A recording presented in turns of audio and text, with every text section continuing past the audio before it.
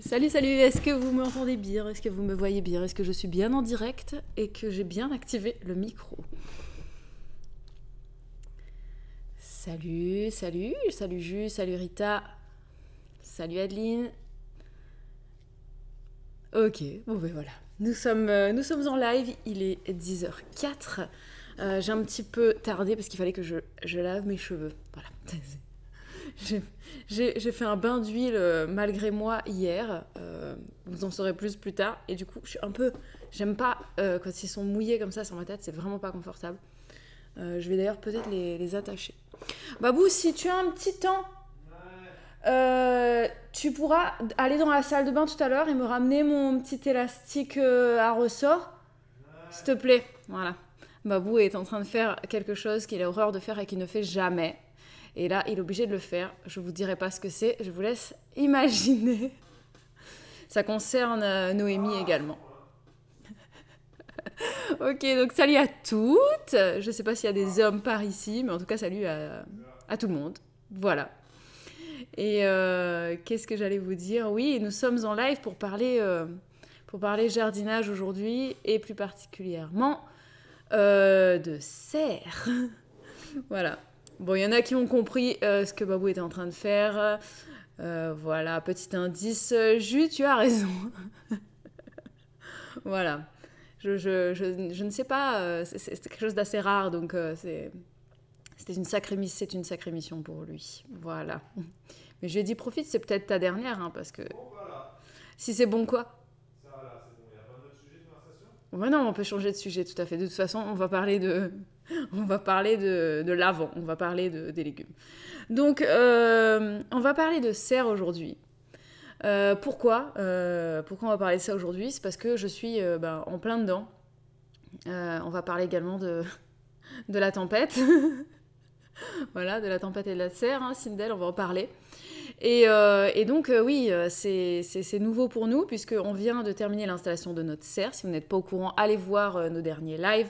On vous a montré, avec un joli petit montage, toute l'évolution depuis le départ jusqu'à la pose finale de la bâche.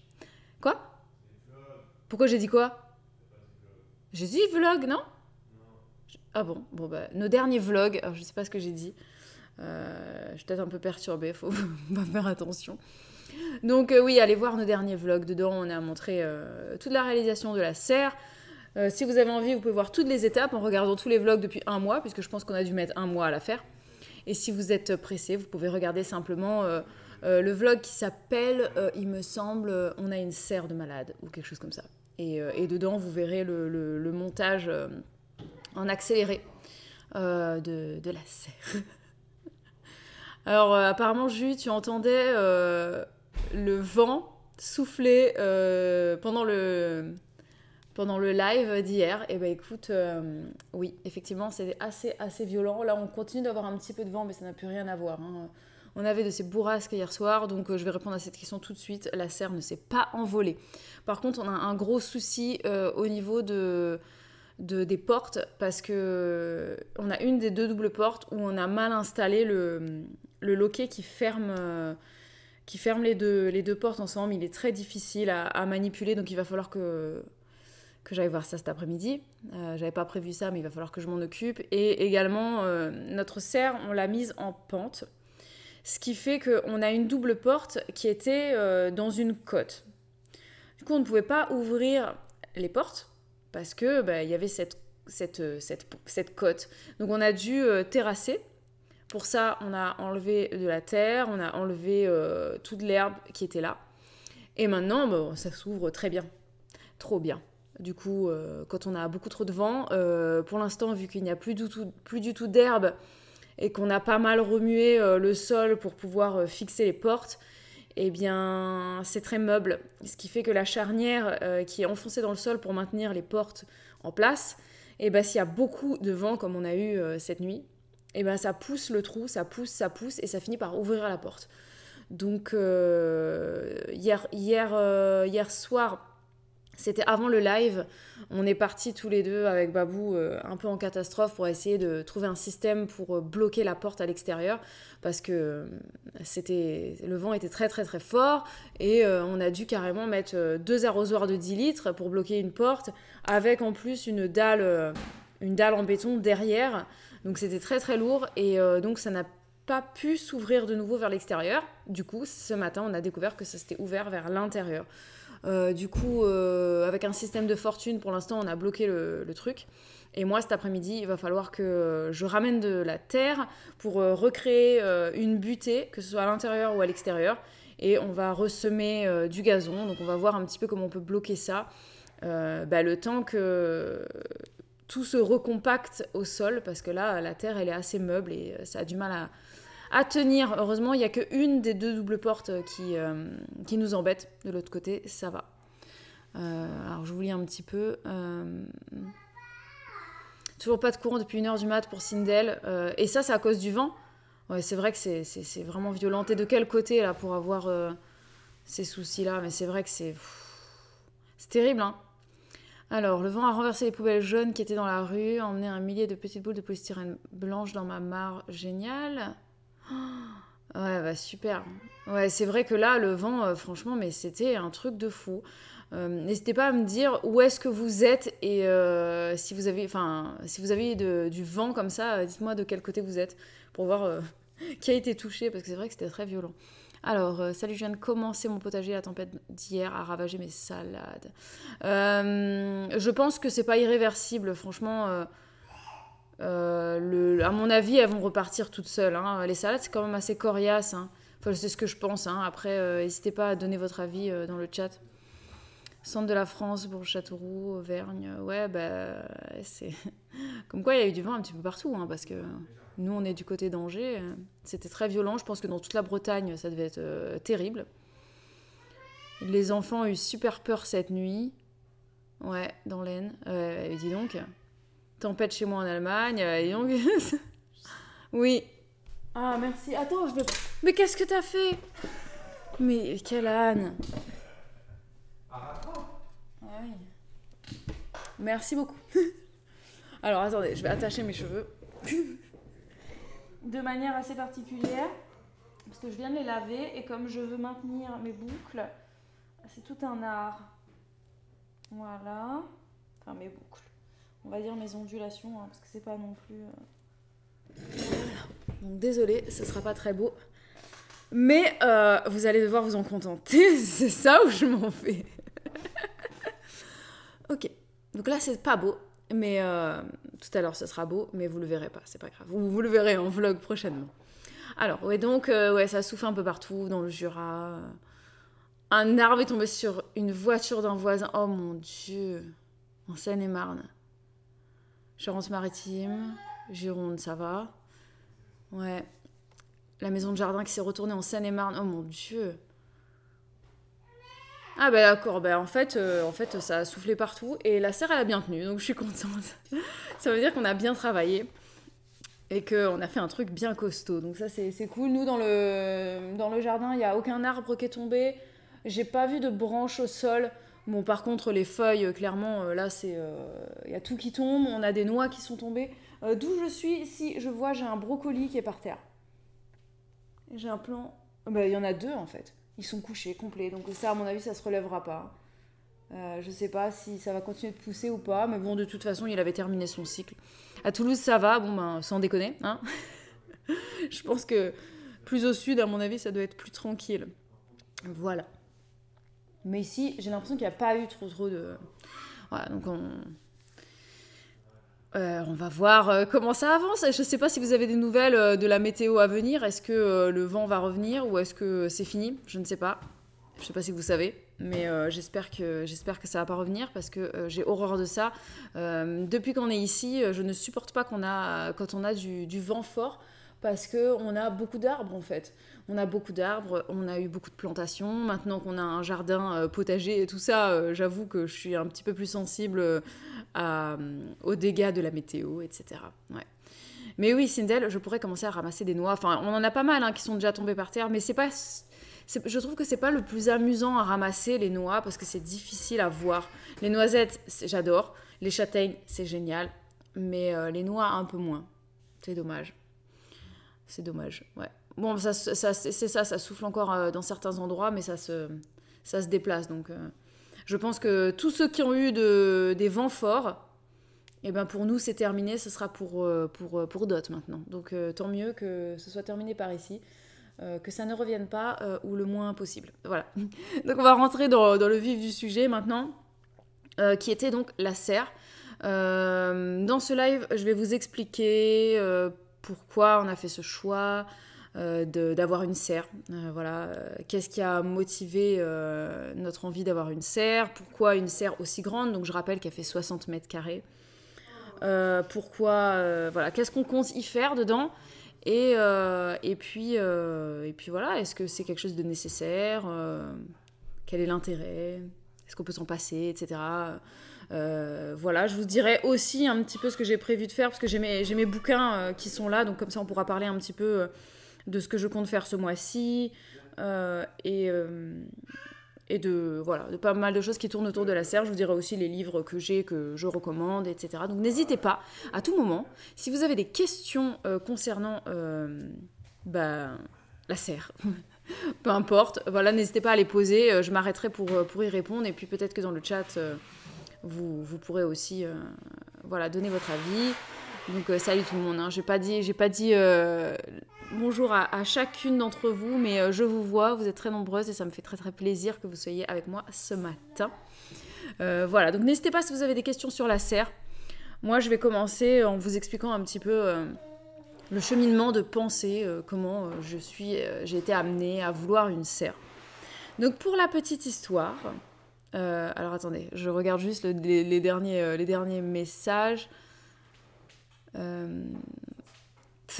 Alors Mara qui dit que son image était figée sur moi avec les cheveux longs mouillés. Et du coup, d'un coup, il y a ma nouvelle coiffure qui est apparue. Ouais. Désolée, vous n'étiez pas prête. Ouais, je sais, c'est beau. Salut Maë. C'est très très beau, mais vous voyez, hein, moi je m'assume comme ça, il n'y a pas de problème. Donc du coup, comment on a été amené à vouloir une serre? Ce qui s'est passé au départ, c'était Babou qui m'avait parlé des serres. Ce sont des serres en verre, où dedans tu peux faire des cultures en aquaponie, tout ça. Et c'est vrai que je me suis dit, oh c'est super sympa. Et moi ce que j'avais trouvé encore plus sympa, au-delà des cultures avec un design qui était très très sympa, ce que je voyais, moi, c'était un truc avec du parquet où j'aurais pu mettre ma petite table à manger et puis prendre mon café à cet endroit-là et tout ça. Et je trouvais que c'était vraiment, vraiment top. Et du coup, ça m'est resté dans la tête. Donc on avait commencé à regarder les serres en verre, tout ça. Et voilà, donc comme dit Jus, alors, je me demandais pourquoi tu as finalement pris une serre tunnel, alors que tu voulais une serre en verre. Eh bien, effectivement, d'une part, pour le côté financier, parce qu'une serre en verre, c'est absolument hors de prix, hein, si tu veux de la qualité. Alors qu'une serre tunnel, tu peux l'avoir à des prix, mais qui sont 10 fois moins chers. Donc ça, déjà, clairement, le côté financier, il a pris le dessus. Et puis, au-delà de ça, en fait, on a pesé le pour le contre.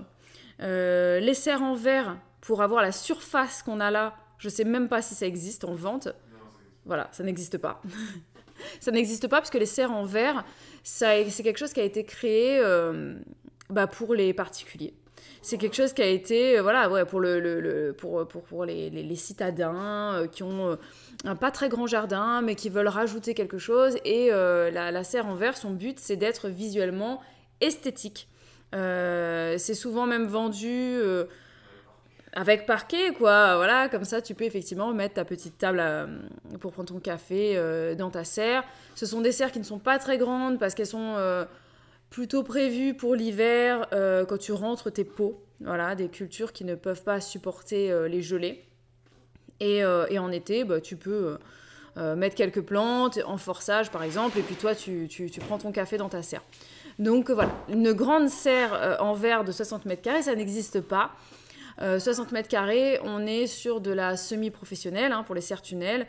Et clairement... Ça peut exister, les serres en verre, mais c'est... À 60 mètres carrés ? Mais plus grand, Non, mais tu sais, c'est ce genre le producteur de pommes et tout ça là. Ah oui, oui, C'est oui, des oui, grandes oui. serres immenses qui sont très hautes et tout. Oui, oui, oui, comme ce qu'on peut voir par exemple à Terra Botanica. Voilà, mais c'est vraiment là, c'est pas pro, c'est c'est plus que ça. C'est plus que pro, c'est... ouais. Et au-delà de ça, la serre en verre, sachez-le, s'il y a des grosses grêles ou des choses comme ça, c'est quand même moins solide qu'une serre tunnel, sachant que la serre tunnel, ce sera à moindre coût si tu dois juste changer la bâche, alors que la serre en verre, si tu dois changer le verre, c'est super cher.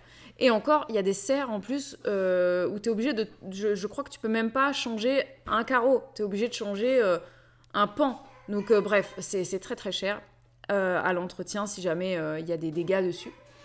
Et en plus, sachez-le également, la serre en verre est moins isolante que la bâche.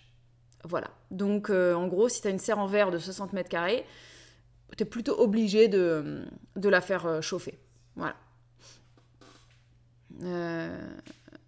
Ah bah oui, bah écoute, tu peux demander effectivement à ton assurance si ça couvre la serre. Et d'ailleurs, la serre en verre a besoin de fondation, alors que la serre tunnel, non. Ce qui veut dire que la serre en verre, tu me dis, Babou, si je me trompe, mais à mon avis, la serre en verre, il te faut un permis de construire. Oui, ou une taxe d'aménagement. Ou une taxe d'aménagement, parce que c'est une structure que tu ne peux pas déplacer. Voilà. Il y a des fondations, à partir du moment où il y a des fondations, c'est considéré un petit peu comme les abris de jardin, c'est ça? Ah oui, Tu peux faire un studio dans une serre, etc. Enfin bref, une serre en verre. une serre en verre. Alors qu'une serre tunnel, il n'y a aucune fondation, voilà, c'est juste enfoncé dans le sol, ça peut être déplacé, ça peut être retiré, voilà, c'est pas comme une serre en verre. Donc voilà, toutes ces choses ont fait que, voilà, bon bah écoute, Malutka qui vient d'aller voir les prix des serres en verre, effectivement, bon t'as vu... Voilà, permis de construire à partir de 5 mètres carrés pour la serre en verre et pour les abris de jardin, etc. Oui, effectivement, ça fait réfléchir. Et vu que nous, on voulait vraiment une grande surface, c'était pas possible. Voilà, donc le choix, il a été très, très vite fait. Maintenant, je vais vous parler aussi de pourquoi 60 mètres carrés, parce que vous me direz, mais dans ce cas-là, j'aurais pu juste faire une petite serre en verre de 10 mètres carrés, voire moins. Sachant que je pense que ça nous aurait coûté même plus cher que ce qu'on a là, voilà, alors que là on a 60 mètres carrés. Écoutez, en fait, j'ai pas envie... Attends, je regarde la question de Sindel. J'ai entendu parler que la serre tunnel, si elle fait plus de 9 mètres carrés, c'est imposable. Non. Non, c'est pas imposable, les serres tunnels. Voilà. Et... Les serres de production, c'est une exception. Si c'est pour la production, tu n'es pas imposable. Voilà. Ouais, si c'est de la production, effectivement, ce n'est pas imposable. Et donc, cette serre tunnel, on a voulu qu'elle soit grande. On voulait qu'elle fasse au moins 50 mètres carrés. Réflexion faite rapidement pour moi. Ah oui. Ah oui, non, mais c'est clair que la réflexion, elle a été très, très, très vite faite. Voilà, je sais pas si parmi vous, il y en a qui ont une serre. N'hésitez pas à me dire si vous avez une serre, quel type, quelle taille, ou alors si vous êtes dans la démarche de peut-être en installer une, ou alors est-ce que vous écoutez ces histoires de serre, mais que ça ne vous concerne pas, parce que voilà, c'est juste que vous aimez bien écouter parler de jardin et de serre, mais que vous n'êtes pas concerné. Salut Cathy, n'hésitez pas à me dire, je serais curieuse de savoir où vous vous situez. Mais donc, pourquoi cette surface? C'est que moi, j'ai pas envie d'avoir juste des légumes dans la serre. Sinon, on aurait pris un truc plus petit. Alors, juste, toujours dans l'optique de faire un dôme géodésique l'année prochaine. Ouais, bon courage pour l'investissement, parce que nous, de ce qu'on avait vu, c'est pas donné non plus. Et moi, c'est plutôt l'assemblage qui me fait quand même assez peur. Donc, quand je vois comment on a mis 1 mois pour faire la serre, à mon avis, un dôme géodésique, on aurait mis 5 mois, quoi. Mais enfin, je pense qu'on peut les faire poser, ça, les dômes. Donc pour ceux qui ne savent pas, les dômes géodésiques, en fait, c'est une serre, mais en arrondi, quoi. Voilà, c'est un dôme, tout simplement. Donc voilà, c'est toute une organisation là-dedans, hein, mais c'est très très sympa, c'est très joli. Nous, on y avait pensé, mais je vous avoue que au niveau espace que ça aurait pris, ça aurait pas été très très pratique là où on est.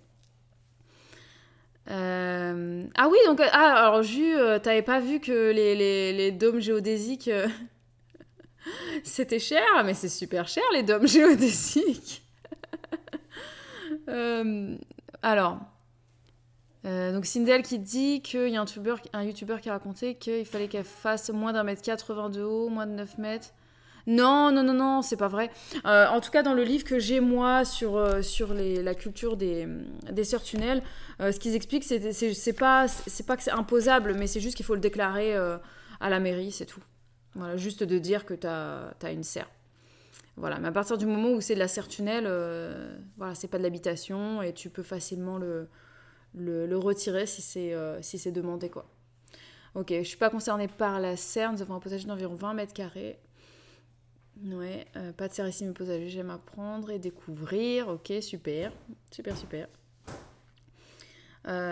Sachant que si vous êtes intéressé par le potager, ce dont on va parler concernant les serres, ça peut se décliner de la même manière si vous avez un châssis ou si vous avez un tunnel, tout simplement, parce que on peut faire des cultures sous tunnel, c'est-à-dire juste de mettre des petits arceaux et puis du voile P17 ou une bâche ou j'en sais rien pour faire un petit tunnel. Voilà, la serre, ce n'est rien d'autre qu'un immense tunnel dans lequel on peut tenir debout, mais tu peux faire la même chose, version toute petite et temporaire, que tu mets que l'hiver, par exemple.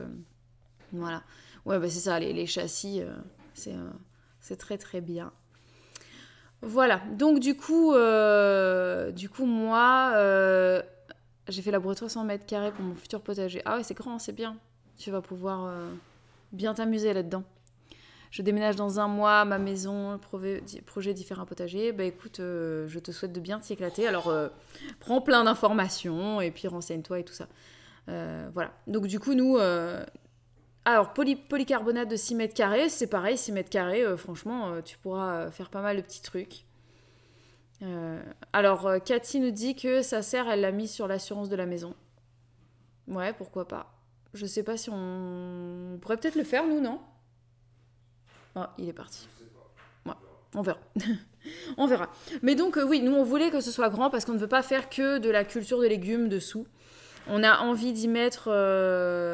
déjà, moi, j'ai envie de mettre une table de semis et que tous mes petits semis aient leur place dans la serre. J'ai envie d'avoir un espace avec... j'aimerais bien, dans l'idée, avoir un peu de caillebotis et d'installer une petite table pour prendre le café avec autour des plantes aromatiques. Voilà, donc ça j'ai envie de ça dans un coin de la serre. Et il y a un autre coin de la serre où j'ai envie de mettre un massif un petit peu exotique avec 2 bananiers, un peu d'agrumes, voilà, des choses comme ça. Et puis ça, au sol, j'aimerais bien y mettre du sable par exemple, par terre. Ouais, j'aurai mon petit atelier qui sera par là-bas. J'aurai toujours celui qui est près de la maison parce que en fonction de ce que j'ai envie de faire. Mais après, hop, je prendrai mon petit chariot et puis j'emmènerai les trucs là-bas quand j'aurai des rempotages à faire. Ce sera direct sur place et je trouve ça vraiment génial. Et voilà, il y aura une allée. En fait, comme je le visualise moi, ça n'est pas comme ça actuellement parce que ça va demander du temps. On n'en avait pas spécialement en ce moment. Voilà, on vient tout juste de mettre la bâche. Voilà, il y a des choses qui pourront se faire cet hiver et puis d'autres qui attendront. C'est que j'ai envie qu'il y ait une allée centrale. Au niveau de l'organisation de l'espace, il y aura une allée centrale et il y aura des bacs de culture sur chaque côté, en fait. Il n'y aura pas un grand bac de chaque côté, en fait. Il y aura plusieurs bacs alignés les uns à côté des autres. Salut Adeline. Tout à l'entrée de la serre, côté nord, on aura un côté avec le massif exotique et de l'autre côté les aromatiques avec l'espace pour prendre le café. Et au sud, c'est l'endroit où je ferai mes semis et que je mettrai les semis avec ma table de rempotage et tout ça.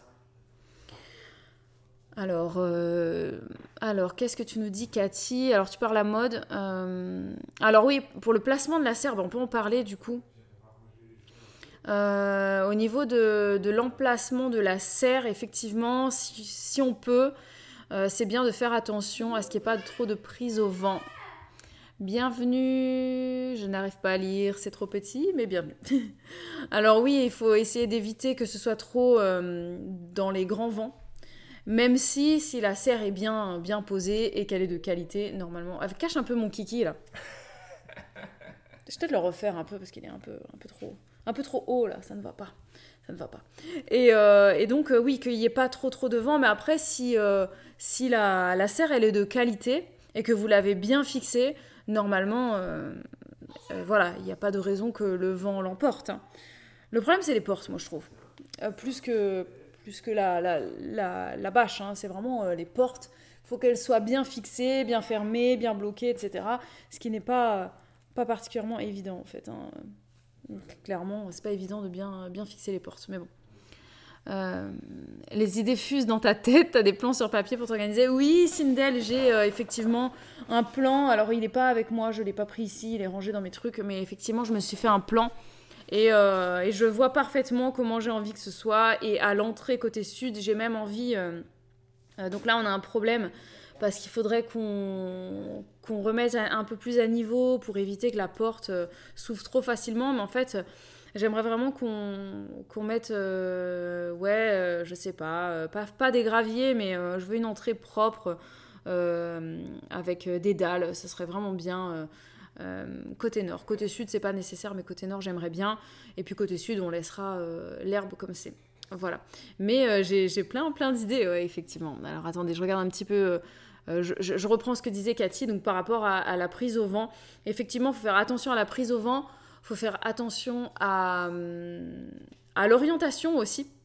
On voit tout et son contraire. Je vais vous dire comment moi j'ai choisi, en fait, comment j'ai tranché. Y a plusieurs personnes qui font comme ça, d'autres qui ne conseillent pas forcément comme ça, et pour moi c'est ce qui me fait le plus sens. J'ai mis les largeurs de la serre côté nord, côté sud, c'est-à-dire les plus longs côtés donnent sur l'est et l'ouest. Voilà. Ce qui fait que quand le soleil se lève, la plus grande partie de la serre est ensoleillée. La serre se réchauffe plus vite. Et quand le soleil se couche donc à l'ouest, il reste encore le soleil du soir qui va faire que la serre va emmagasiner un max de chaleur pour la nuit. Voilà comment on a choisi de l'orienter de notre côté. Voilà, il y en a qui ne le font pas comme ça, mais ma réflexion est allée dans ce sens. Voilà. Et Babou est d'accord avec moi. Donc c'est très bien.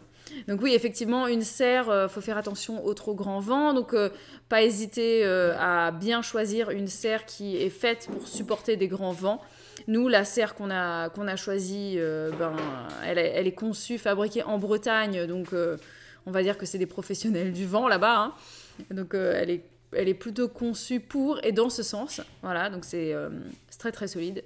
Et puis sinon, pas hésiter à les mettre par rapport à des haies qui vont faire brise-vent en fait. Donc ça c'est important. Et la deuxième chose qui est importante, c'est l'ensoleillement. Hein. Vraiment, le soleil doit ensoleiller la serre.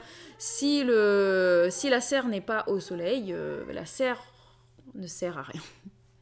Voilà.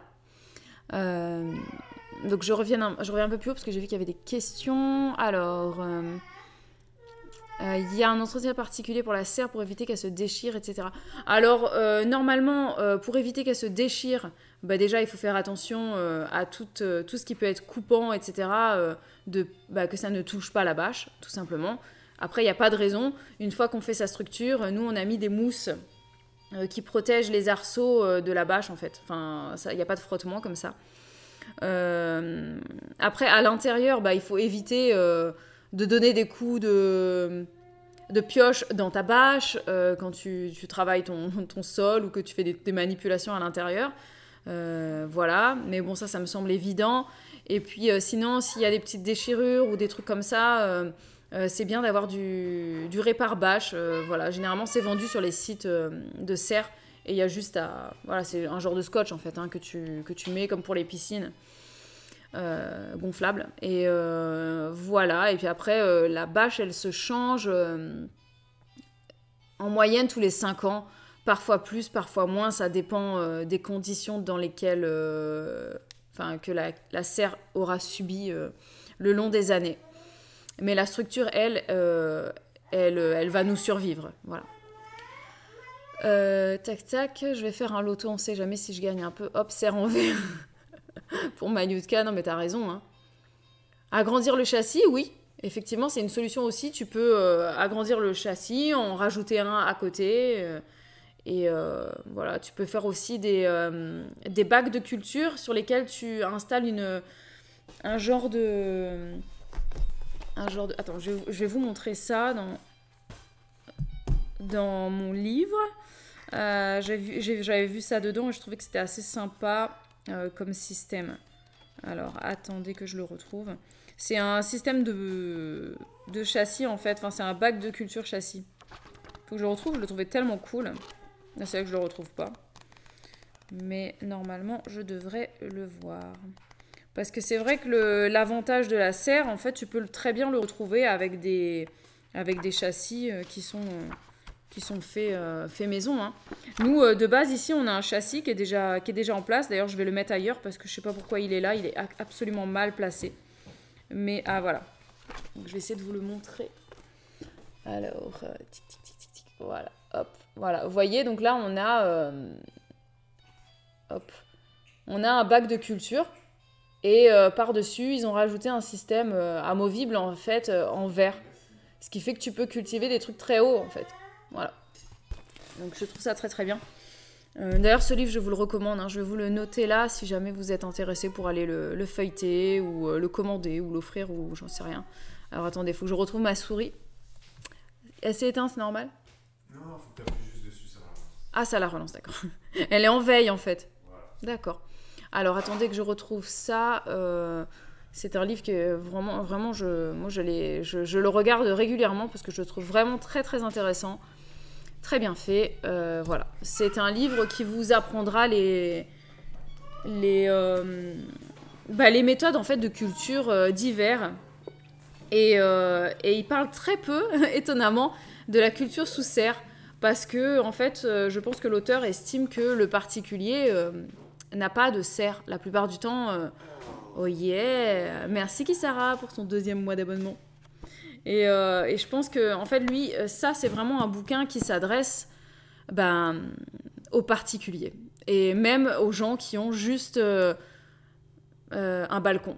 Voilà, donc ça s'adresse même pas forcément aux gens qui ont un jardin, ça s'adresse vraiment à tout le monde, sauf aux gens comme moi qui ont un très grand jardin et qui ont la possibilité d'installer une grande serre.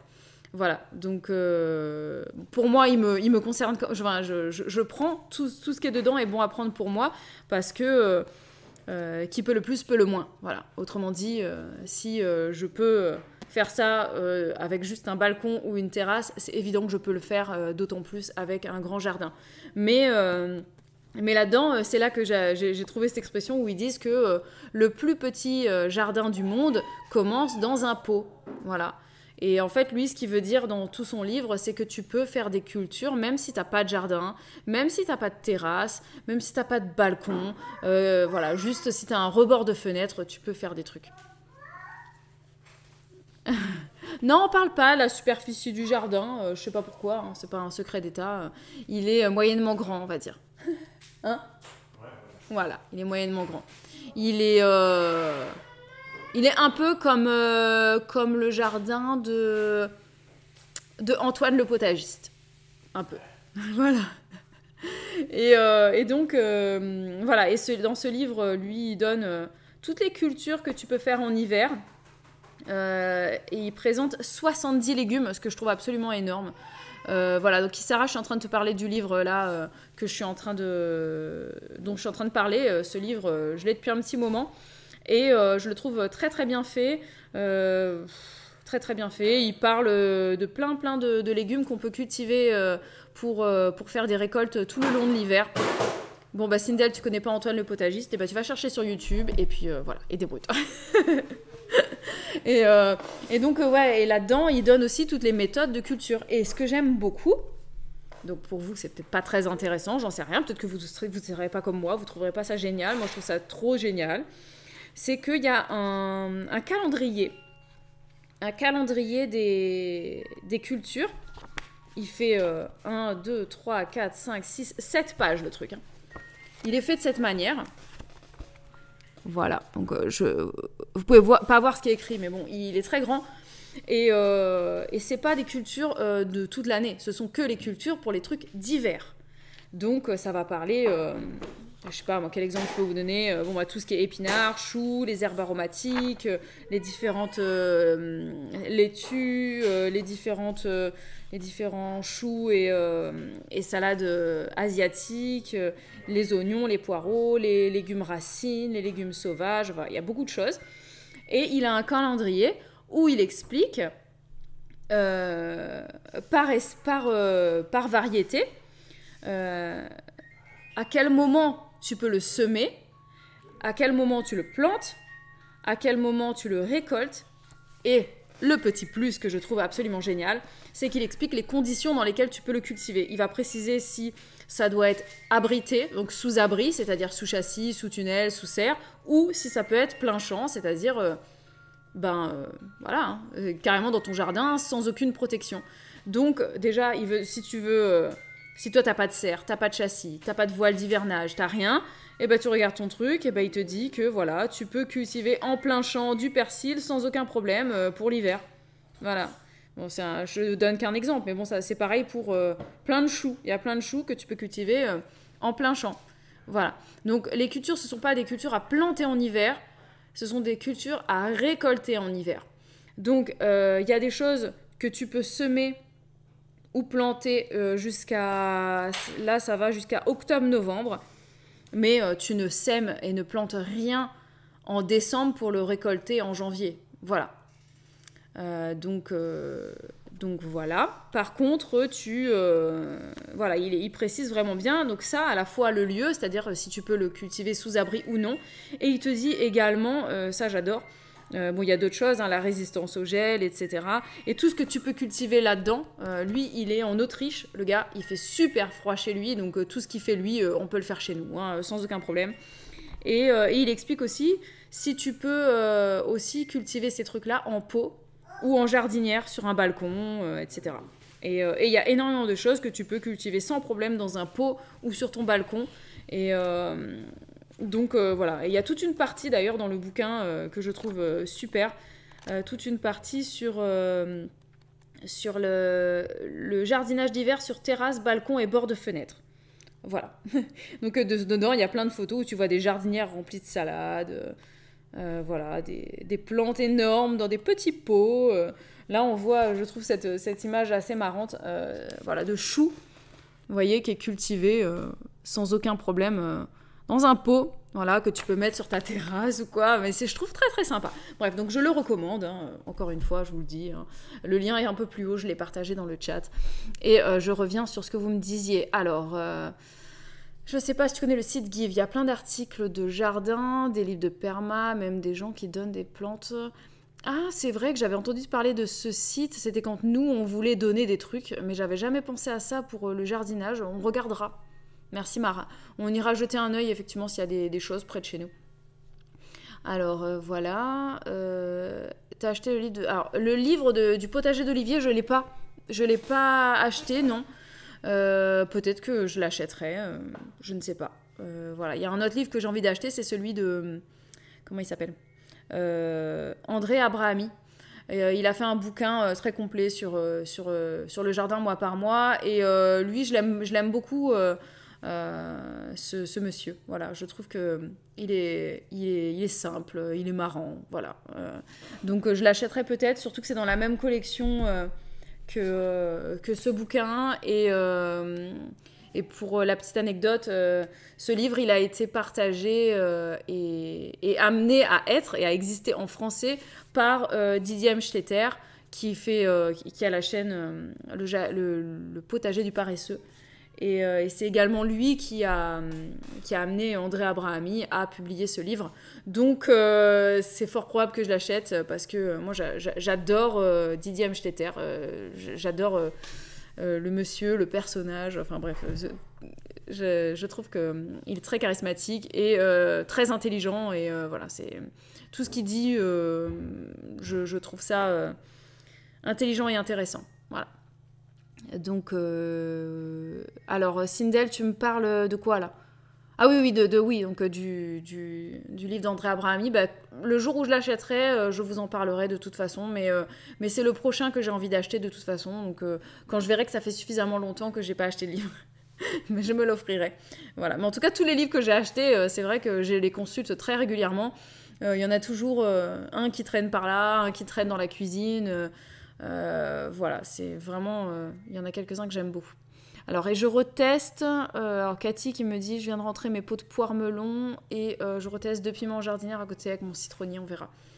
Ouais, bah oui, moi je pense qu'il n'y a pas de raison. On verra bien ce que ça donne. Moi, j'ai 2 plants de piments qui sont dans la maison, là.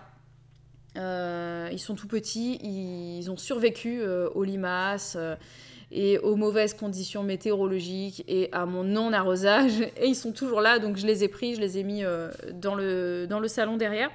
Et j'ai 2 plants de piment et 2 plants de poivron qui sont comme ça, hein, facilement comme ça, que j'ai placés dans la serre. Donc on verra...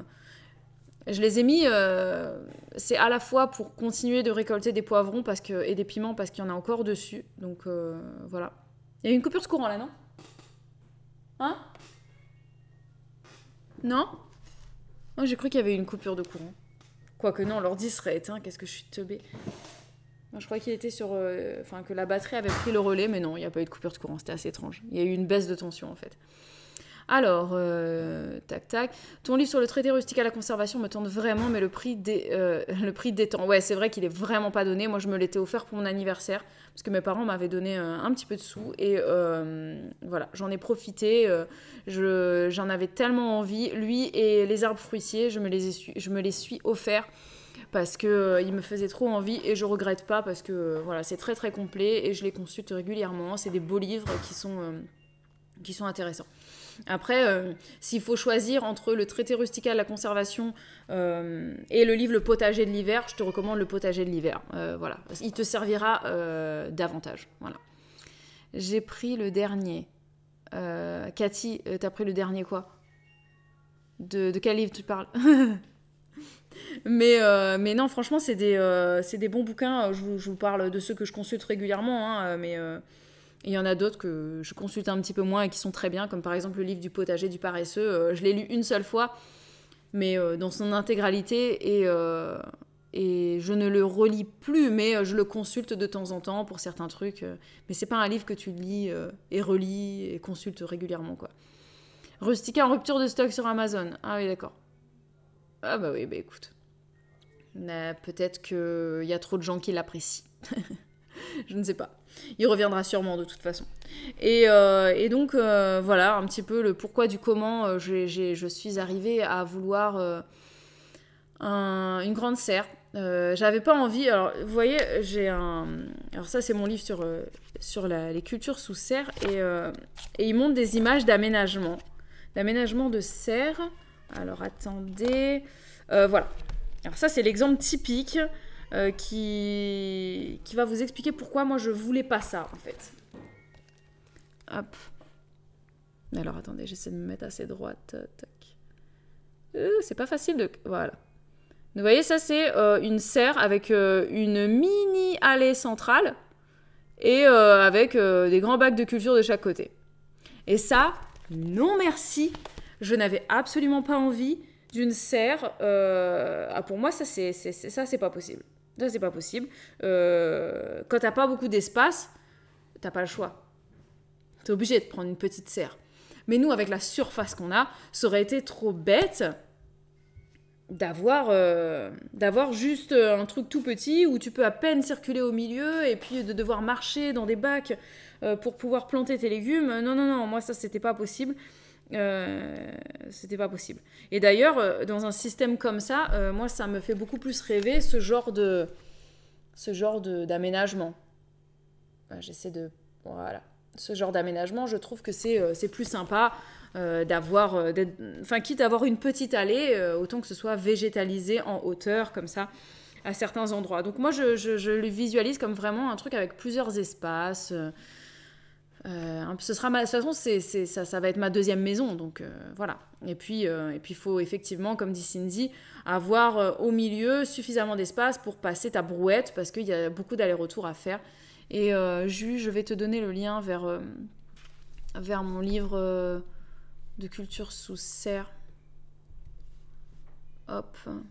Voilà. Pour ceux qui sont intéressés, ça c'est voilà, le livre dont je vous parle là.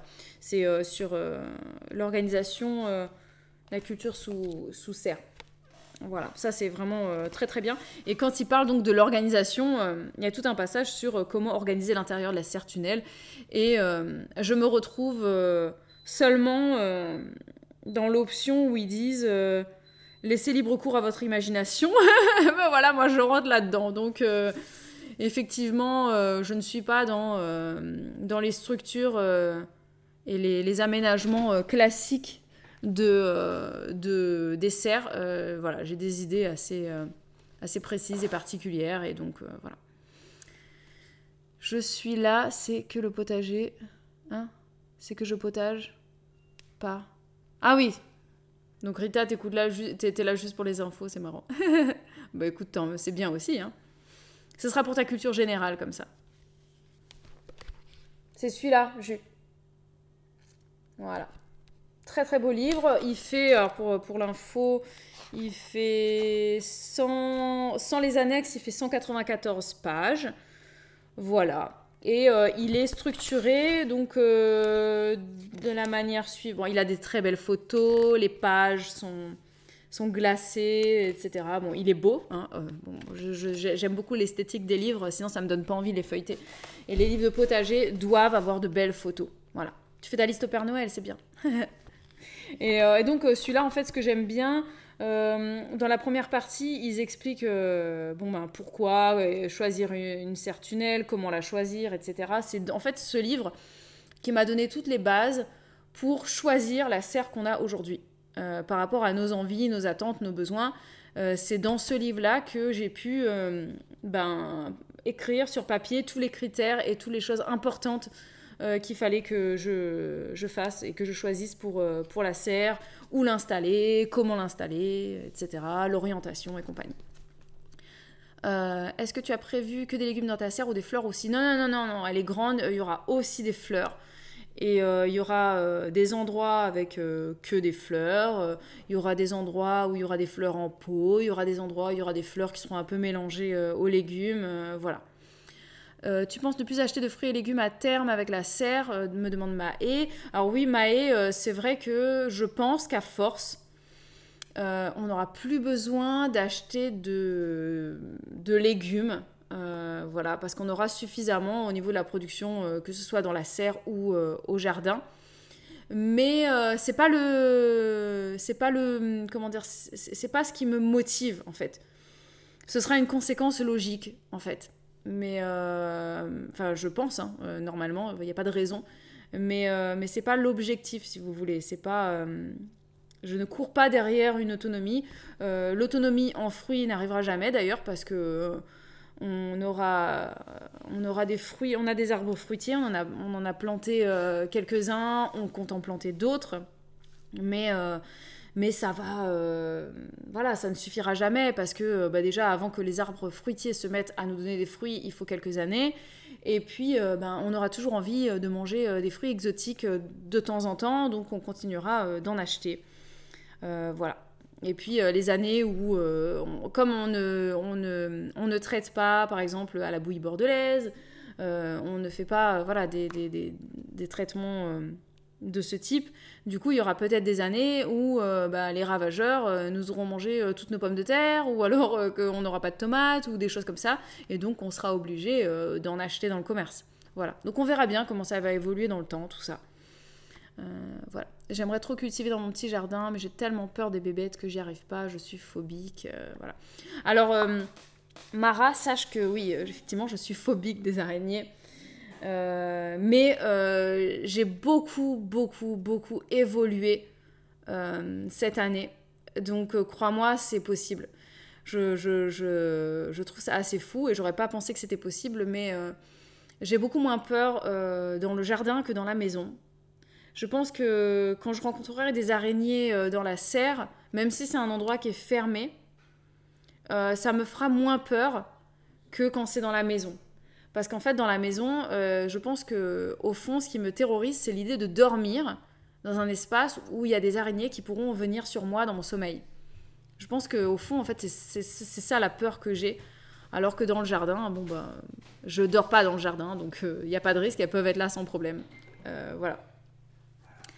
Alors, qu'est-ce que je retrouve ?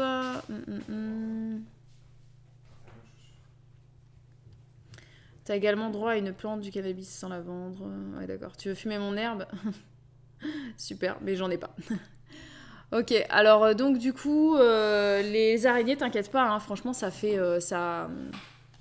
Il y en a pas mal, mais ça ne terrorise pas. Et puis j'ai rencontré une couleuvre, vous vous souvenez de cette affaire, qui est sortie de sous mes pieds en fait. J'étais pas préparée et finalement ça s'est bien passé quoi. Voilà.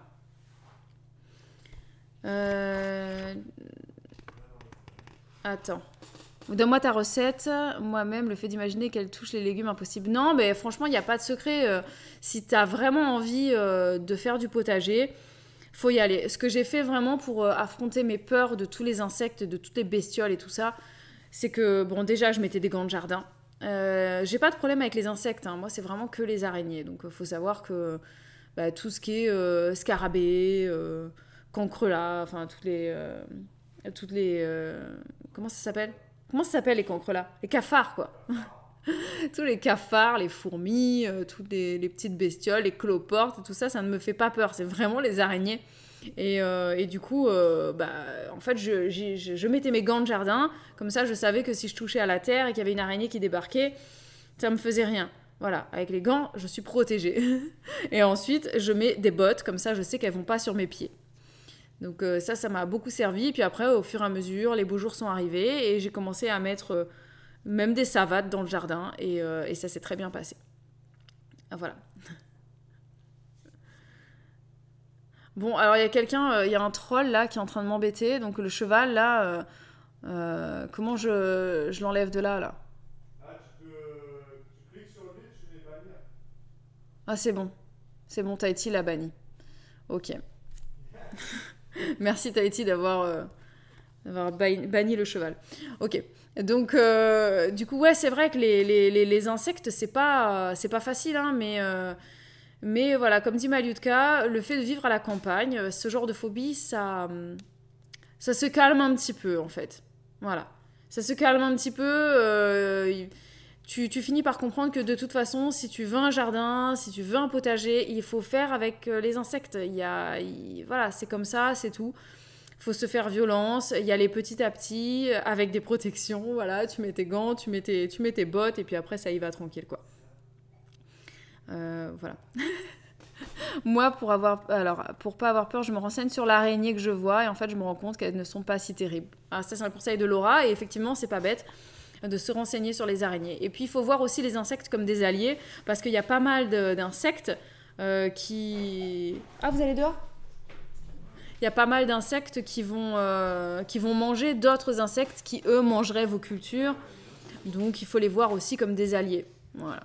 Et puis également, par observation, effectivement, comme dit Jus, qu'est-ce qui se passe ? Il est parti, c'est bon ? Non, mais je vais te montrer juste, parce que là, je crois que les modérateurs, ils peuvent bannir que pendant un temps Je sais pas, il n'y a pas écrit pendant, il y a écrit à Ah bannir. ouais. Mais je sais pas si elle peut bannir. Sinon, tu cliques sur le pseudo de la personne, là. Ouais. Et là, enfin bon, là, c'est pas le bon, parce que... Ouais, parce qu'elle est modératrice. tu cliques sur Maliuchka. Tu vois, t'aimes pas Maliuchka. Et tu mets... fais rejeter. Non, c'est pas rejeter, c'est... C'est quoi? Voilà, c'est là, c'est bloqué. Bloqué. Je crois que c'est ça, ou un truc comme ça. Ok. Ouais, je crois. Voilà, et après... Ok. Non, t'inquiète pas, Malutka, on t'a pas bloqué. Hein. C'était juste un exemple. Alors, donc Malutka, tu dis que les araignées noires et marrons, c'est pire, les vertes ou roses, t'as moins peur. Bah oui, c'est normal, c'est parce que c'est une question d'esthétique. En vrai, pourquoi les gens, ils ont peur des araignées? C'est parce que c'est moche. Enfin, c'est moche. On trouve ça moche. C'est tout. Celles qui sont vertes, roses, hein, celles qui sont belles, qui ont des jolies couleurs, ça passe mieux. Voilà. Et franchement, par expérience maintenant, en tout cas dans mon jardin, il y a beaucoup plus d'araignées qui sont petites que d'araignées qui sont grosses. Les grosses araignées, on va les trouver davantage, enfin, chez moi, ce serait plutôt au niveau des arbres. Ou au niveau... Enfin, je sais pas, c'est pas dans le potager, en fait. Elles sont toutes petites, celles qui sont au potager, et quand tu t'approches du sol, tu remarques qu'en fait, il n'y en a pas que dans le potager, tu en as dans l'herbe. Chez nous, ça grouille, il y a plein de petites araignées, mais c'est des petites araignées noires, et elles courent très très vite.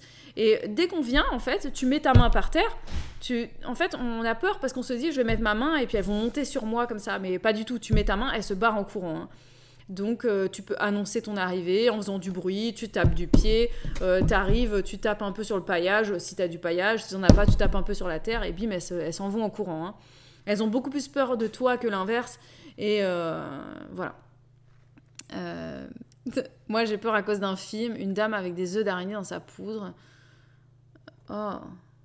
Ouais, non, mais c'est vrai que c'est terrible, quoi. Ouais. Ça va très vite et c'est ça qui fait peur. Mais vraiment, en fait, moi, je me suis fait un petit jeu aussi. C'est comme le... comment ça s'appelle? Les petits lézards. Ça me fait assez peur. Mais en fait, ça court très, très vite. Les grenouilles, c'est pareil. Du coup, ce que j'ai fait, ce que je me suis mise à faire pour affronter mes peurs, c'est de me dire, tiens, essaye de l'attraper. Et je me suis rendu compte que c'est impossible d'attraper un lézard parce que il court tellement vite qu'il se barre, il a peur de toi, tu peux pas l'attraper et le mettre dans tes mains. Les grenouilles, c'est pareil, c'est pas facile, hein. Mais j'ai réussi à en attraper certaines, et d'ailleurs, j'ai attrapé des petites grenouilles, j'ai même mis un crapaud dans ma main, enfin, avec des gants, par contre, le crapaud. Et ça commence à... Voilà, ça commence à aller. Petit à petit, j'ai moins peur. Voilà. Donc, vous inquiétez pas, ça va le faire. Après, oui, les morsures d'araignées, enfin les piqûres d'araignées, d'ailleurs, je sais pas si ça mord ou si ça pique, je sais pas comment ça fonctionne. Mais ouais, moi je me suis fait piquer par une araignée dans la nuit sur la joue quand j'étais au lycée. Et effectivement, ça m'avait fait un bouton énorme qui était resté pendant un bon moment. Est-ce que j'ai peur des anolis? Anolis, je sais pas comment on le dit, qu'est-ce que c'est? C'est mignon, je trouve, même si je voudrais pas ça sur moi. Bah, je sais pas c'est quoi. Donc ça mord les araignées, ok. Bah, c'est génial. Ouais. Bref. Et donc, pour revenir sur mon bouquin sur la serre, donc sur la serre, la serre. Ensuite, donc après avoir donné les bases de la culture sous serre, le pourquoi du comment, etc., il y a deux grandes parties. Dans le livre, la première partie, c'est la plus grosse partie du bouquin, c'est sur une année dans la serre tunnel, mois par mois. Et donc chaque mois, elle va venir, c'est une dame qui a fait ce livre, elle explique, je vais prendre le mois d'octobre, comme ça je vais vous parler vite fait de ce qu'elle recommande pour le mois d'octobre. Voilà. Donc tu as le mois d'octobre, voilà, tu as chaque mois qui est présenté comme ça, et elle te dit... tu as une petite partie sur la météo du mois où elle explique de façon générale comment se présente la météo de chaque mois. Elle donne aussi une petite liste, un petit check-up de choses à faire dans la serre. Hein. C'est que pour la serre, hein, ce bouquin, je le rappelle. Donc elle explique ce qu'on peut faire sous serre. Ensuite, ce qu'on peut semer. Elle va donner la liste des trucs que elle, en tout cas, elle recommande de semer en octobre. Ensuite, il y a toute une partie sur les semis où elle explique point par point les différents semis, des astuces, le pourquoi du comment. Là, par exemple, ce qu'elle explique que j'avais trouvé intéressant, voilà, elle a parlé par exemple de semis de pois mange-tout. Donc elle sème des pois mange-tout en octobre et elle a expliqué qu'elle le fait dans des pots avec du bon terreau parce qu'elle a remarqué qu'à ce moment-là de l'année, qu'est-ce qui se passe? Le niveau de batterie est faible. Bah, pourquoi il n'est pas branché? Il n'est pas branché l'ordinateur?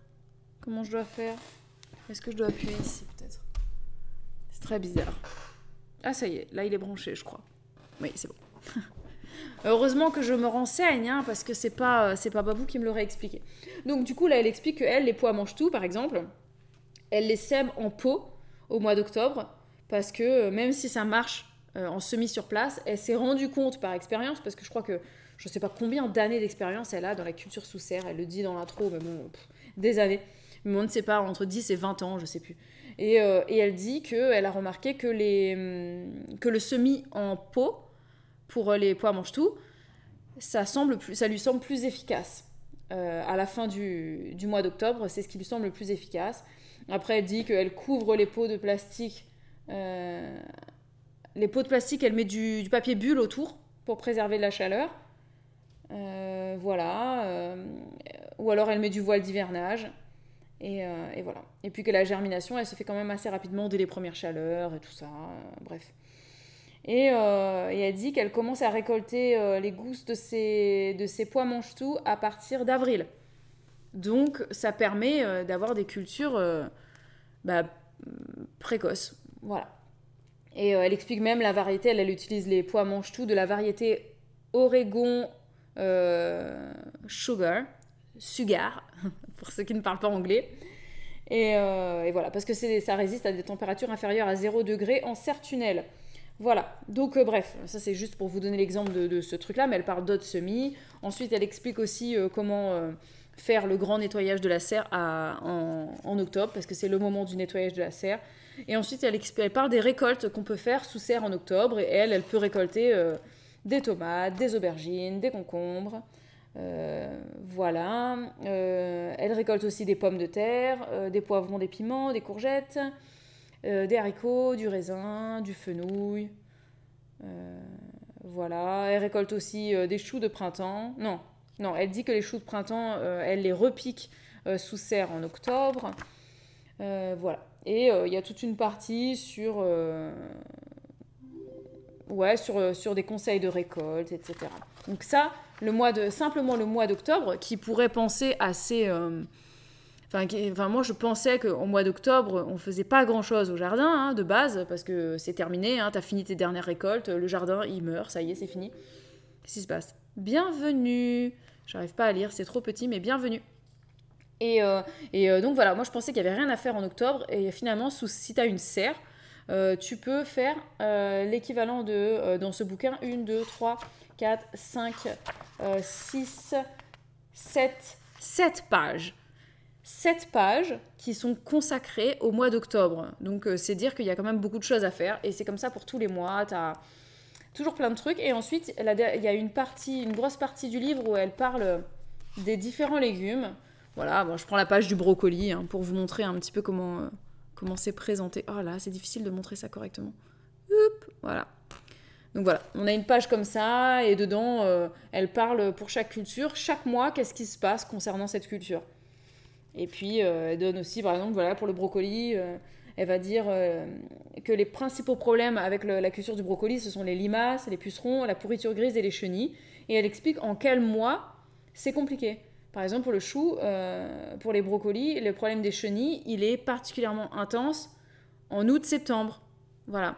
Il me semble que vous avez déjà mis le lien, donc hop, je vous le remets là. Voilà. Donc c'est... voilà. Parce que ça, c'est le livre sur... c'est ça, hein, on est toujours là-dedans, hein, mais il est très complet, franchement, il est super bien. Donc il y a tout ça. Il y a même une partie sur les ravageurs. Voilà. Et donc la gestion des ravageurs sous serre. On a une partie sur les maladies, parce que sous serre, il peut y avoir des problèmes de maladies. Donc elle explique un petit peu comment gérer tout ça. Elle parle aussi des carences en minéraux. pour faire des amendements sous serre, etc. Et voilà. Et il y a toute une partie aussi sur... alors Babou, il est en train de faire des trucs, je le vois passer tout seul. Alors je regarde parce que je vois pas l'enfant. J'ai l'impression qu'il est en train de se balader avec des branches et Noémie, elle court derrière. C'est drôle. Et ensuite, il parle aussi de voilà, la rotation des cultures. Est-ce que c'est nécessaire? Pourquoi? Comment? Voilà, et plein de petites astuces, de petites choses, des choses à faire soi-même, les couches chaudes, les terreaux à faire soi-même, les engrais liquides, voilà, bref, vraiment très très complet, génial, je recommande, voilà. Donc c'est pas un live sur les bouquins, mais voilà, ça me semblait indispensable de vous parler de ces deux-là qui pour moi représentent la base et l'essentiel des choses à savoir pour faire de la culture sous serre. Je trouve que c'est vraiment... ils sont tous les deux très bien faits et très complets. Et du coup, ça me fait penser à mon premier livre, qui était donc La permaculture au jardin, mois par mois, de Damien Descartes. Je vous conseille pas de l'acheter, à moins que vous vouliez soutenir Damien. Voilà, si vous avez envie de soutenir Damien, moi c'est la raison pour laquelle je l'ai acheté en fait, hein, de base. Je sais pas si je m'attendais vraiment à plus, finalement. Mais j'aime bien les supports papier, donc je suis contente de l'avoir acheté, je le regrette pas.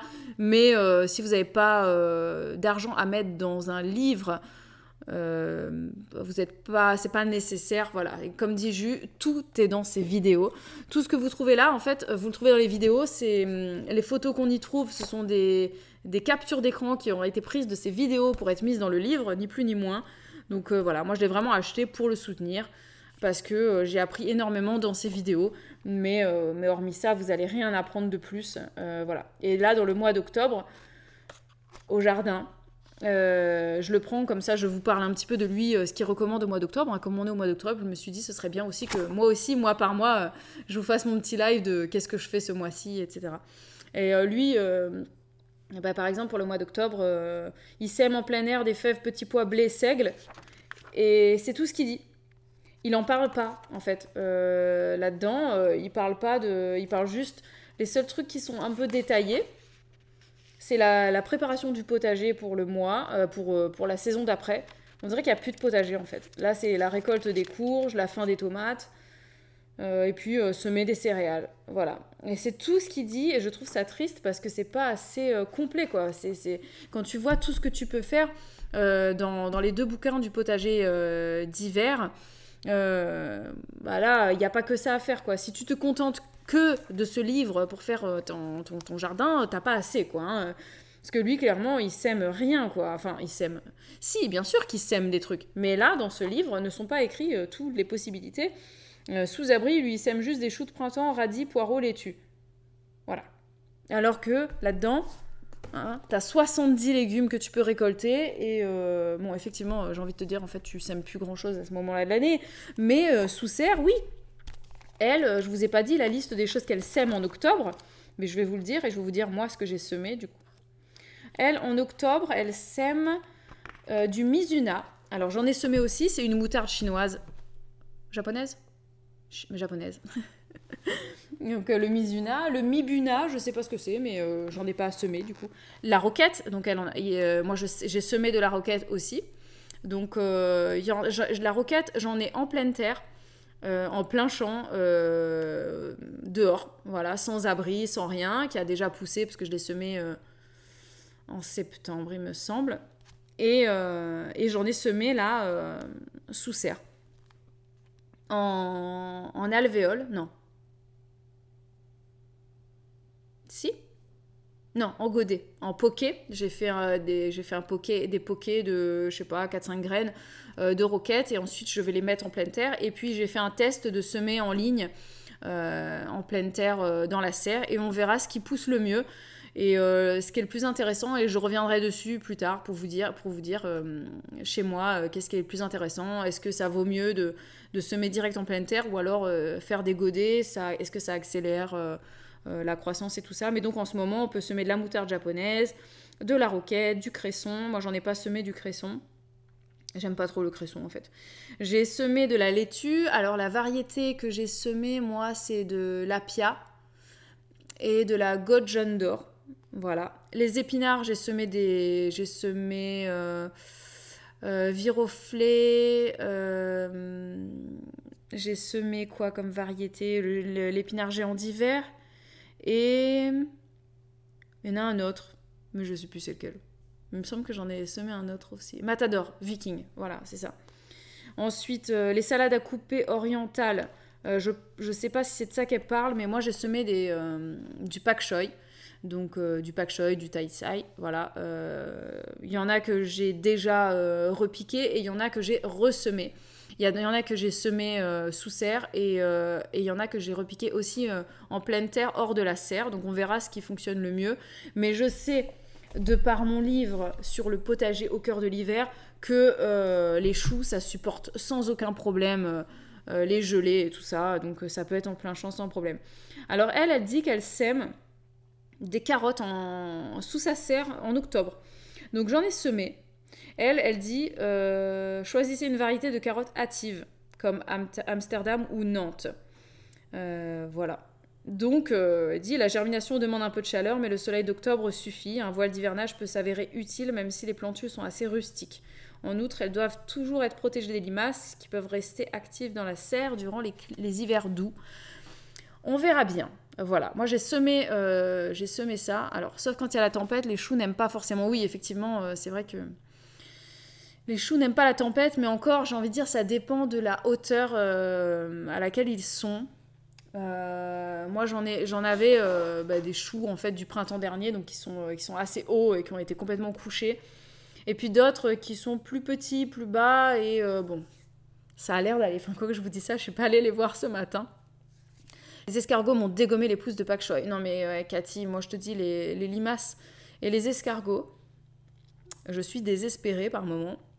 J'ai eu une part j'ai eu un moment un petit peu où j'étais démoralisée parce que je me suis dit mais c'est pas possible, ils me bouffent, ils me dégomment tout, c'est insupportable. Je voulais pas le faire et ça y est, j'ai commencé à mettre sans aucune comment dire, sans aucun état d'âme, j'ai commencé à mettre un peu de féramol parce que à un moment donné j'accepte qu'ils mangent un petit peu mais j'accepte pas qu'ils mangent tout. Je prends l'exemple des carottes. Je n'ai pas eu une seule carotte à cause des limaces.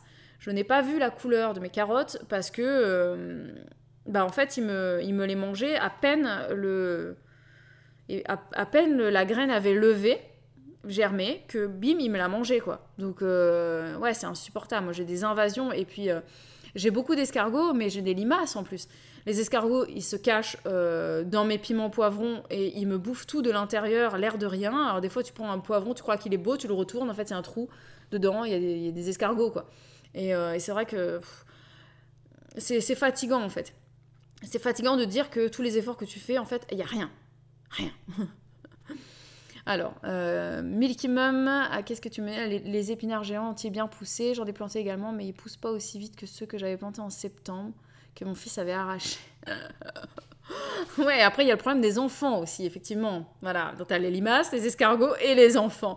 Non, alors mes épinards géants d'hiver, je les ai semés il y a quelques jours, donc clairement, je pense que là, je suis même pas sûre que ça ait levé, il faut que j'aille voir tout à l'heure, mais ça vient tout juste d'être semé. Il y en a que j'ai planté... que j'avais planté en septembre, ça avait quand même assez bien poussé, je me suis fait bouffer une grande partie par les limaces, mais il y en a quelques-uns qui commencent à survivre, et voilà, j'ai des feuilles qui sont comme ça, voilà.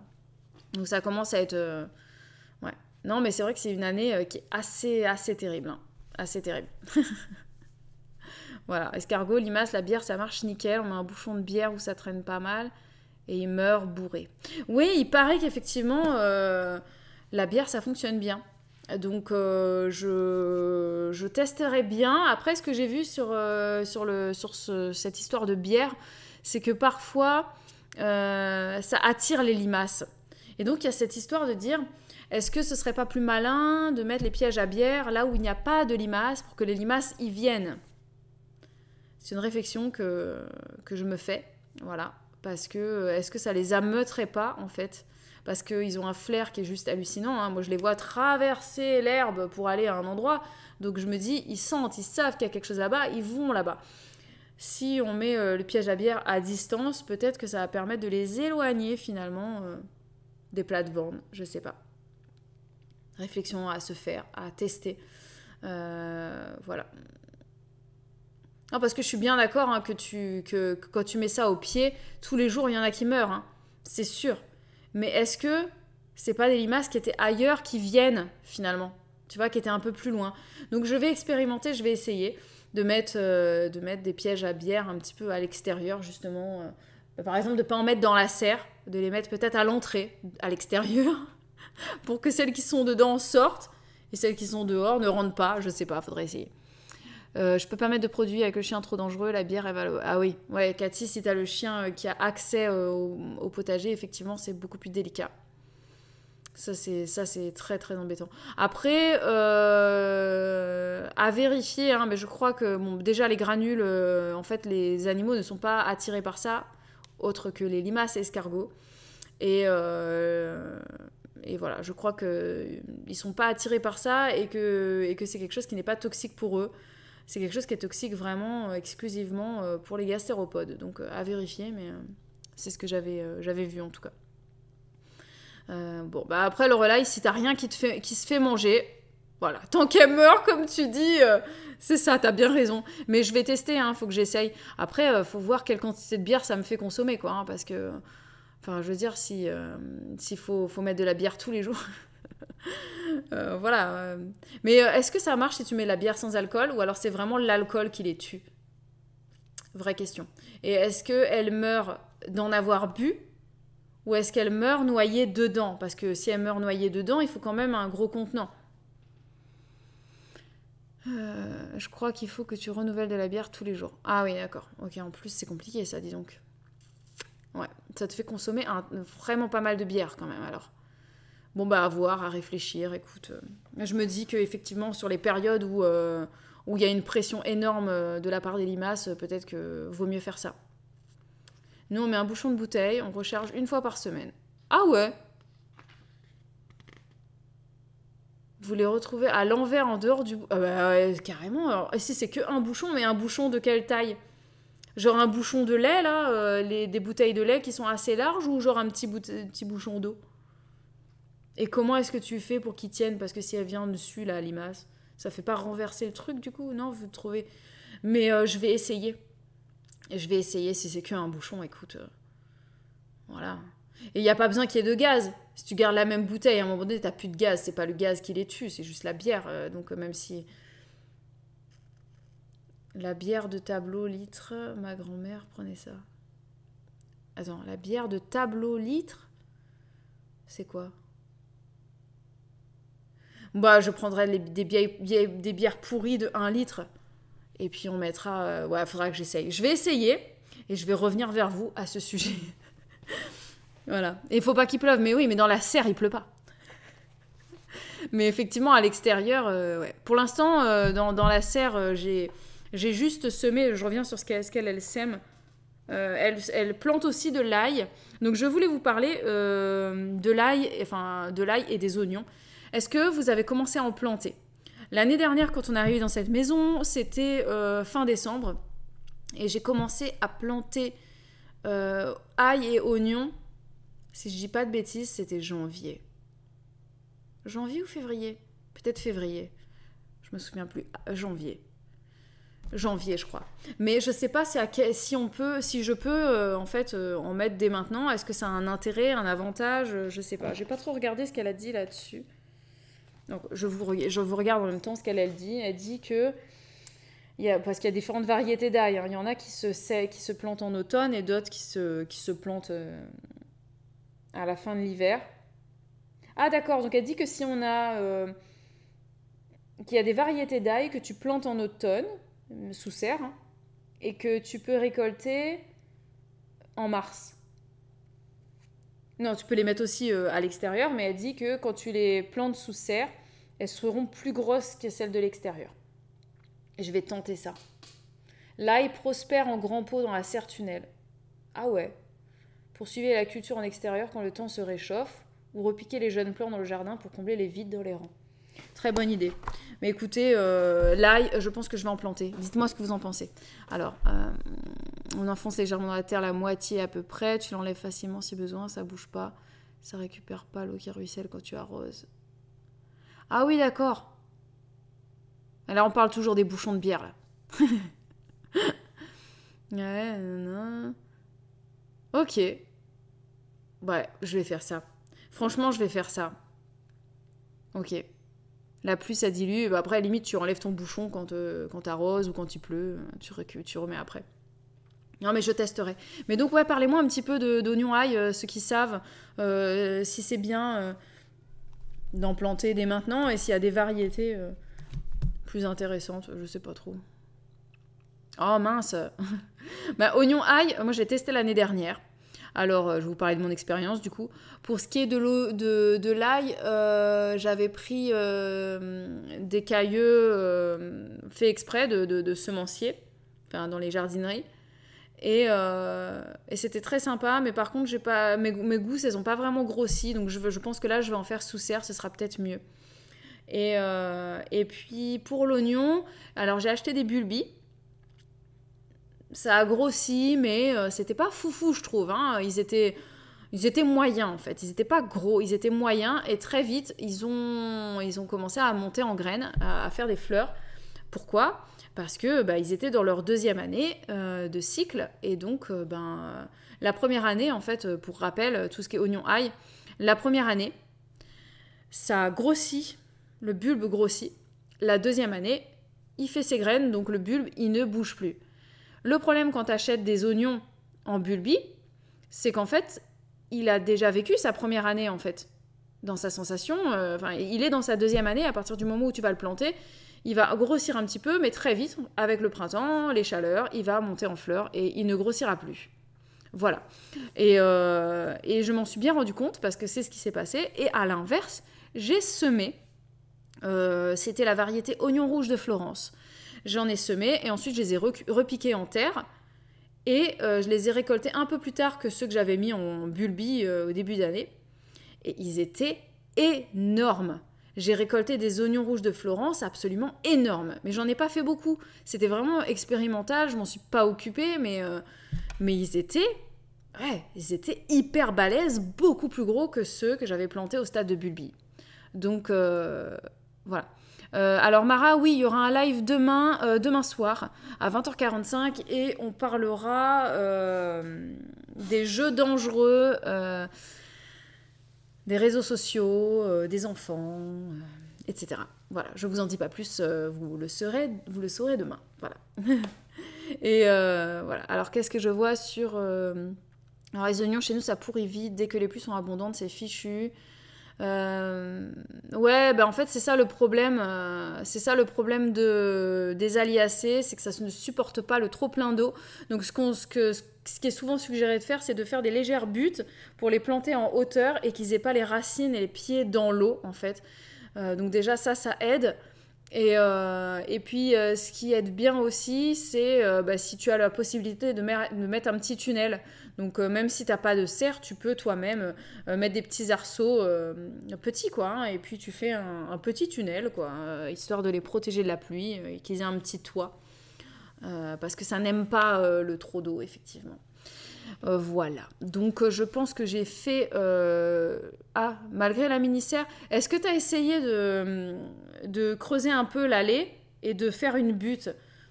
Si tu cultives tes oignons un petit peu en hauteur, franchement, ça serait peut-être mieux. Oui, Mara, c'est tout à fait ça. Voilà. Ouais. Bye bye. Et donc ouais voilà, donc moi j'ai commencé à semer des trucs, j'ai repiqué certains trucs dans la serre. La grosse mission là pour moi ces prochaines semaines, ça va être de sélectionner des plantes que j'ai envie de mettre dans la serre pour le massif exotique. Enfin, c'est pas vraiment le massif exotique, ce sera le coin exotique. Et je me suis fait mon petit papier sur les trucs que j'ai envie d'y avoir. C'est que j'aurai donc banane, combava, j'ai déjà le plan parce que je récupère celui de mes parents ils ont plus envie de le garder dans la maison parce que sachez que tous les agrumes, si vous les laissez au chaud dans la maison, vous n'aurez pas de fruits dessus. Voilà, donc ça sert à rien de rentrer dans la maison des agrumes parce que vous n'aurez pas d'agrumes la saison d'après. ils ont besoin de... Je crois que ça s'appelle la vernalisation, si je dis pas de bêtises. Et pour ça, voilà, ils ont besoin de connaître le froid, mais pas trop froid, parce que ce sont des plantes qui sont quand même assez fragiles, donc sous serre, c'est très bien. On mettra aussi des fruits de la passion et quelques agrumes, voilà, notamment ça. Et puis dans la serre, je mettrai aussi 1 ou 2 vignes, je pense. Voilà. Et puis donc il faut que je m'achète ces arbres-là, hein. Il va falloir que je regarde, que je compare. Je sais pas si vous avez une idée, vous, est-ce que c'est plus sympa que j'achète ces arbres exotiques, que je les achète pour les planter cet hiver, qui s'habituent tout de suite au frais, ou alors est-ce que c'est mieux que je les achète au printemps prochain, je sais pas trop. Ouais. Et on aura aussi du yuzu. Ouais, j'ai envie. Alors, conseil pour la plantation de la vigne. Ce que je sais de très important concernant la vigne, c'est que ça ne supporte pas d'avoir les pieds dans l'eau. Donc, voilà. C'est comme les oignons, hein. Il faut faire assez attention d'avoir une terre qui soit assez drainée. Donc, ouais, l'emplacement pour ça est assez important.